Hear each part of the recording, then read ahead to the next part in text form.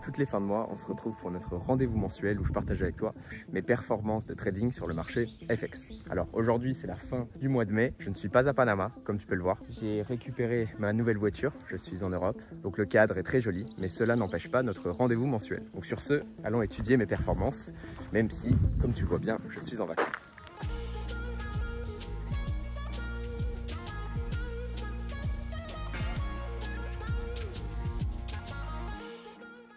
Change encore de décor, littéralement je passe pas plus de 2 jours au même endroit, je fais un genre de road trip tout autour de l'Europe, donc même tourner cette vidéo pour moi a été un peu un challenge, j'ai trouvé le moment, mais je me retrouve en ce moment en Suisse, dans un chalet, comme tu peux voir, donc en effet ça change de décor. Mais donc sur ce, allons étudier le mois de mai 2024. Alors le mois de mai 2024 a été un mois assez particulier parce que j'ai eu énormément raison, j'ai vraiment eu raison sur beaucoup de plays fondamentales, certaines réactions macro qu'on a pu voir à la sortie de data, dont j'ai pu profiter une fois sur de l'arcade, tu verras ça. Mais le problème que j'ai eu en mai 2024, ça a été l'exécution. C'est-à-dire, mes idées étaient bonnes, mais je n'ai pas réussi à exécuter mes positions pour pouvoir profiter de ces mouvements. Donc j'ai pu avoir beaucoup de setups qui ont play out exactement comme je le pensais, mais j'ai juste regardé le trade atteindre mes take profit. Et j'avais pas de cash sur la table, malheureusement. Donc ça a été un petit peu le récap de mon mois de mai 2024. Et ça s'est reflété un petit peu dans mes performances où c'est un mois en gros à break-even, donc sur papier négatif.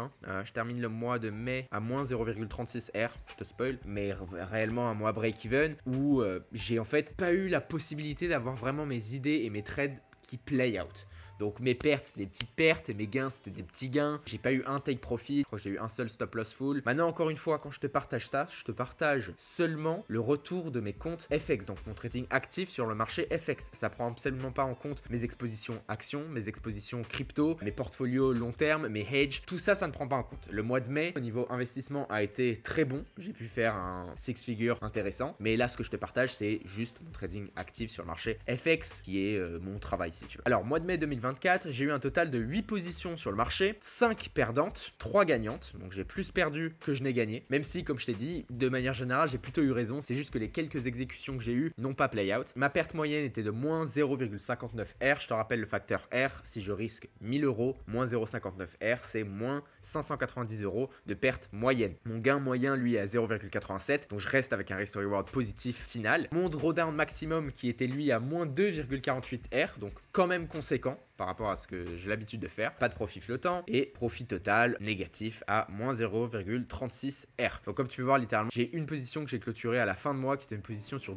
$CAD que j'ai pu exécuter, je crois que c'était le 14 mai, à la sortie du CPI américain où on a eu une chute du dollar qui n'était non justifiée et j'ai pu en profiter pour exécuter des achats dollars. C'est un peu le seul trade où mes idées macro ont pu un peu play out et encore on a range par la suite, donc bref, ça a été assez complexe. Sur ce donc, si on regarde pour l'année 2024, on voit que en termes de graphique, c'est pas très joli mon mois de mai 2024, mais avec cette dernière position, je retourne plus ou moins à break-even, donc pas très loin de mes all-time high non plus. Et comme je t'ai dit, ça prend pas en compte toutes mes expositions d'investissement. Mais encore une fois, ça te montre que par exemple là, le mois de mai, j'ai plus ou moins travaillé pour rien. C'est encore une fois quelque chose que 95% des traders en ligne ne vont absolument jamais te montrer. Soit ils vont pas te montrer leur performance, soit s'ils te les montrent, ils font du 90% de réussite, ils réussissent tout le temps, etc. Et crois-moi, même avec ce genre de performance, alors d'autant plus, mais là 2024 c'est une année assez compliquée honnêtement pour moi là sur les marchés. Si je compare alors surtout à genre 2021, 2020 où j'ai pu vraiment faire des performances qui étaient très importantes. Là en comparaison 2024 moins, mais c'est quelque chose qu'il faut accepter. On a de la volatilité semaine à semaine, on a de la volatilité mois à mois, mais on a aussi de la volatilité année à année. Il se peut très bien que cette année 2024 je gagne 2 fois moins que l'année dernière. Et encore une fois, comme je te dis, 95% des traders en ligne ne vont absolument jamais te montrer ça. Pourquoi? Parce que ça fait pas rêver, c'est pas bandant. Si j'ai envie de te vendre un service, il vaudrait mieux que je te dise que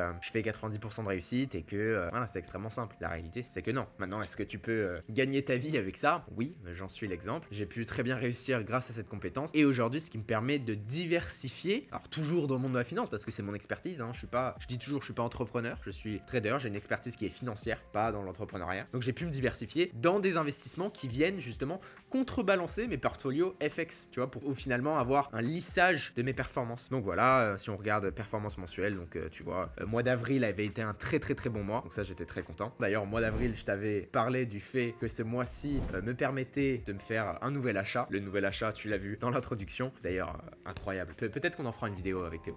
Je sais pas. Bref, on verra ça. En plus, tu peux imaginer dans les Alpes suisses et tout. C'est vraiment une dinguerie. Mais bref, ouais, donc comme tu peux voir, mais pas grand chose. Surtout que en plus, je suis parti de Panama, de mon bureau, après les 2 tiers de mai, plus ou moins, pour partir en vacances ici en Europe. Donc, on a beau dire le trading, liberté géographique, tu peux trader n'importe où, je sais pas quoi. Maintenant, la réalité, c'est que, honnêtement, quand tu prends des vacances, t'as pas forcément envie de trader, de 1. Et de 2, t'es pas dans des conditions qui sont optimales. Donc, par exemple, récemment, là, on est au début du mois de juin, au moment où je te tourne cette vidéo, j'ai pu exécuter des positions, mais je me limite en termes de risque. Parce que je sais que je suis pas à mon prime. Je suis pas devant tous mes écrans, j'ai pas mes alertes, j'ai pas mes ci, j'ai pas mes ça. Je suis en voiture, enfin, je sais pas idéal. Tu vois ce que je veux dire?